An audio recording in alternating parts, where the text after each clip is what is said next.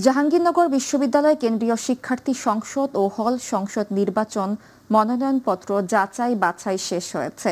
গতকাল রাতে খসড়া প্রার্থী তালিকা প্রকাশ করে নির্বাচন কমিশন। এতে কেন্দ্রীয় শিক্ষার্থী সংসদ নির্বাচনে 276 মনোনয়নের মধ্যে যাচাই বাছাই শেষে বাদ পড়েছে 20টি। বাদ পড়া প্রার্থীদের মধ্যে 6 জন নারী ও 14 জন পুরুষ প্রার্থী রয়েছে, আর বৈধ হয়েছে 256 জন।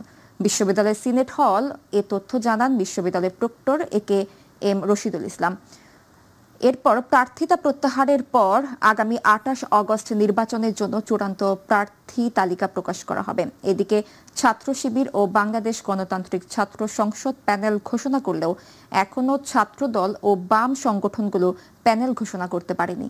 যে 276টি মনোনয়নপত্র আমরা পেয়েছিলাম, তার মধ্য থেকে